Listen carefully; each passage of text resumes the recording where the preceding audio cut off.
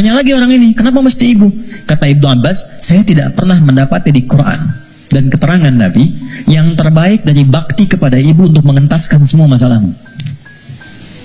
Dan ibu nggak ada batasnya. Cari.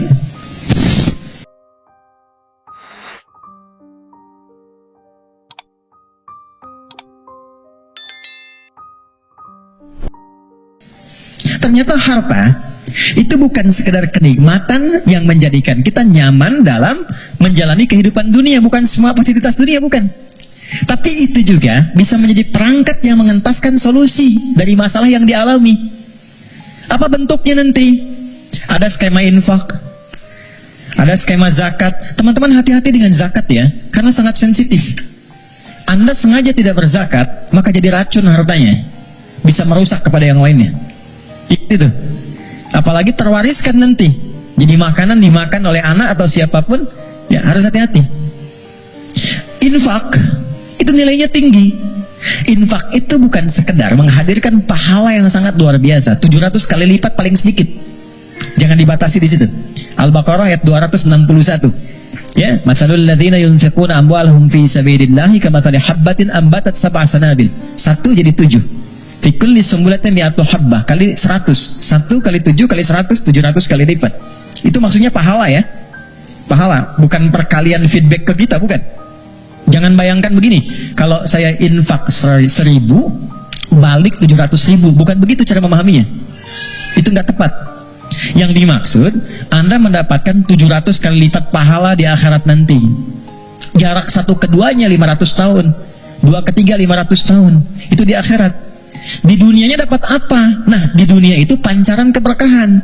Di antara pancaran keberkahannya ada 2. 1, memberikan tambahan barokah kepada Anda yang nilainya lebih daripada apa yang Anda berikan, minimal 10 kali lipat. Misal, dijaga dari sakit yang kalau berobat nilainya sekian, dijaga dari musibah yang kalau dialami keluarnya mesti sekian. Itu. Yang kedua, ini yang paling menarik. Infak dengan harta itu kalau diniatkan sesuai dengan keinginan yang kita mohonkan pada Allah, itu bisa mengentaskan persoalan yang sedang dialami. Itulah wasilah tawassul dengan harta. Rumusnya Quran surah ke-5 ayat 35. Saya pakai Quran, jadi nggak bisa dibantah. Ya ayyuhalladzina amanu taqullah. Hai orang-orang beriman, tingkatkan takwamu kepada Allah, wabtaghu ilaihil wasilah, dan cari wasilah dalam rangka menunaikan takwa itu. Apa wasilah diantaranya? Bisa menggunakan harta. Harta. Yuk, saya kisahkan dengan singkat, cepat sekali. Kalau mau infak, coba yang pertama, ini nasihat saya dari Quran. Orang pertama yang kita tuju kalau ingin berikan infak, orang tua. Siapa? Orang tua. Berikan yang terbaik yang mampu kita persembahkan. Itu ada di Quran surah kedua ayat 215. Yas'alunaka madza yunfiqun.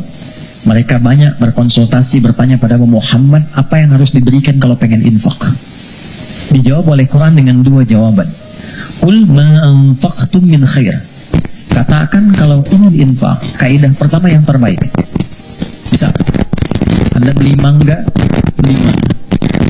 Ibu masih ada, berikan yang paling besar, yang paling bagus, yang terbaik itu buat ibu. Kalau mau dibagi, contoh aja. Kemudian lil walidain, urutannya kalau ingin diberikan 1 yang pertama orang tua. Belakangnya nanti ada 4 lagi, 5 golongan utama. Wal aqrabin, kerabat terdekat. Wal yatama, orang-orang yatim. Wal masakin, orang-orang miskin. Wabnis sabil, orang yang kesulitan di perjalanan. Tapi yang pertama orang tua. Jadi teman-teman, kalau orang tua masih hidup, apa yang bisa dipersembahkan walau tidak diminta. Sedang ada masalah misalnya kan, mohon kebaikan pada Allah, bikin makanan datang pada orang tua, minta doanya. Ini sederhana tapi dalam, minta doanya. Ada kitab namanya Al-Adabul Mufrad karya Al-Imam Al-Bukhari. Dikisahkan seorang berkonsultasi pada Ibnu Abbas radhiyallahu taala anhuma, pengen taubat, dosanya banyak. Apa jawab Ibnu Abbas? Ibu masih ada nggak? Ada katanya. Udah, pulang aja, berbakti pada ibumu. Sayangi ibumu, buat beliau merasa senang terus. Nanya lagi orang ini, kenapa mesti ibu? Kata Ibnu Abbas, saya tidak pernah mendapati di Quran dan keterangan Nabi yang terbaik dari bakti kepada ibu untuk mengentaskan semua masalahmu. Dan ibu nggak ada batasnya. Cari, termasuk saya sekarang gitu. Saya kalau mau belajar tuh saya niatkan, ya Allah, untuk memuliakan ibu, masih hidup. Dan mohon pahala diakhirkan pada ayah untuk menerangi di alam kuburnya. Dan selalu bertambah kebaikan-kebaikan itu. Tambah. Satu. Jadi infak. Ya. Coba usahakan ya. Dan gak usah terlalu pengen dilihat dunia. Keluar jam 3, setengah 4. Lihat yang nyapu, yang lagi dorong makanan tuh, yang dari semalaman bekerja. Pernah nggak teman-teman kalau keluar gitu? Kadang-kadang ada yang dorong, sampingnya masih murojaah, ada yang masih sholat. Saya sering nangis tuh, lihat, ya Allah, ya orang udah banyak praktek, kita banyak ceramah. Ya, aku datang, kita cuma sampaikan nitip ya, itu baru lihat aja sudah nangis. Ya Allah, terima kasih Pak. Ya Allah, mudah-mudahan Bapak rezekinya lancar ya Pak, sehat ya Pak, mudah-mudahan semua keluarganya baik-baik ya Pak. Itu ya Allah, memberi sedikit tapi dapatnya banyak gitu. Itu berharga banget. Yang terakhir Quran, walladzina yu'minuna bima unzila ilaika wa ma unzila min qablik. Nah, dekati dengan Quran. Ya, saya lihat banyak anak-anak tuh ya, dekatkan dengan Quran. Walaupun anak-anak yang belajar Qurannya, antum akan dapat berkahnya, akan dapat kenyamanannya, ketenangannya.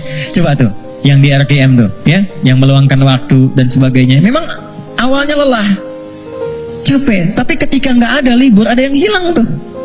Nanti ada kenyamanan, ketenangan, kebahagiaan, apalagi pas wisuda dan sebagainya. Tapi yang paling ingin saya sampaikan, ini sudah nyata. Kalau Quran sudah ada di lingkungan kehidupan, maka rumahnya jadi cahaya, ketenangan akan datang. Saya pernah diminta kedutaan Saudi 2018 untuk menjadi Amirul Hajj, berangkat mimpin rombongan. Saya kira siapa, hampir 500 orang, 2/3-nya anak-anak kecil penghafal Quran.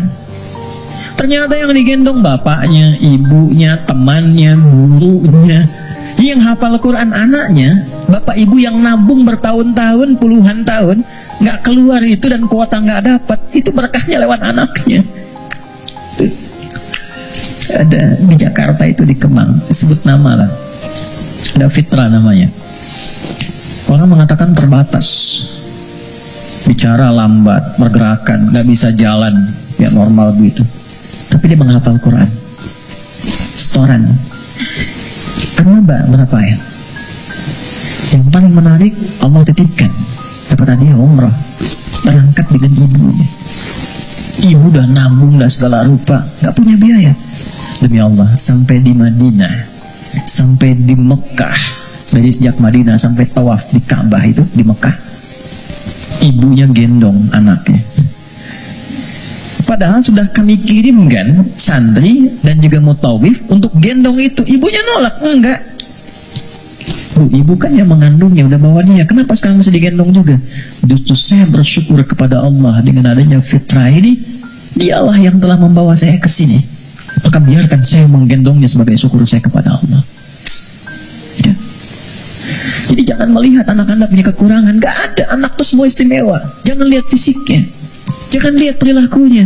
Ada keistimewaan yang Allah titipkan di dalamnya. Boleh jadi keberkahan itu di anak Anda, solusi itu di anak Anda. Bukankah Anda kadang punya masalah, lihat anak jadi tenang lagi? Pulang dari kantor lihat anak merajaah, anak menunggu, anak memanggil, Anda ceria lagi. Dekatkan mereka dengan Quran. Gak ada yang paling indah kecuali Anda pulang dari pekerjaan, dibuka anak Anda yang 4-5 tahun tiba-tiba mengatakan amma yatasa'alun anin naba'il azim. Anda lihat dari belakang, demi Allah, kecuali Anda mengejarnya, nunggu di belakang, Anda peluk dia dan keluar air mata itu. Gak ada yang paling indah. Dan itu mahal. Apalagi ketika anak Anda telepon, Papa, dia gak bisa berkata-kata. Kenapa Anda? Aku telah selesai hafalan 30 juz. Udah, kontrak sebesar apapun gak akan bisa membeli itu. Jatuh Anda sujud, kharbu sujadah, sujud. Takwa itu simpel, takwa itu sederhana. Wabil akhirati hum yuqinun. Jangan larut dengan masalah dunia, ya, sehingga menjadikan Anda meratap dan Anda tidak move on dengan kehidupan berikutnya. Ini sebentar, bukan cuma Anda yang punya masalah, orang lain punya masalah juga. Apakah kebahagiaan yang banyak di masa lalu menjadikan Anda lupa dan habis dengan kesulitan yang hanya sekejap di masa ini? Ada masalah baru 5 menit, Anda hidup udah 50 tahun, Anda lupa dengan kebahagiaan 50 tahun, sehingga habis dengan masalah yang 5 menit. Ingat, kita akan pulang. Kata Allah, bil akhirati hum yuqinun. Ya, yakin dengan akhirat. Kalau nggak dapat di sini, di akhirat pasti diberikan. Maka ayat kelimanya, orang yang mampu menerjemahkan takwa dengan kiat-kiat tadi, ulaika ala hudam mir rabbihim wa ulaika humul muflihun.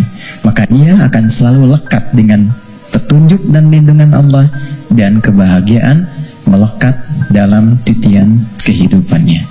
Maka kita teruskan, kembalikan, dan kita akhiri dengan Quran surah ke-65 di akhir ayat kedua, di awal ayat ketiga yang sudah dibalik tadi di belakang.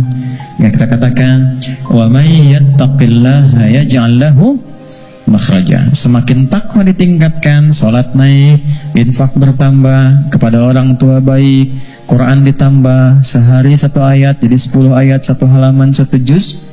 Yakin dengan akhirat, yaj'al lahu makhraja. Terakhir, wa yarzuqhu min haitsu la yahtasib. Bahkan nanti pada titik tertinggi, rezeki pun Allah antarkan tanpa sulit dia mencarinya. Sekejap datang.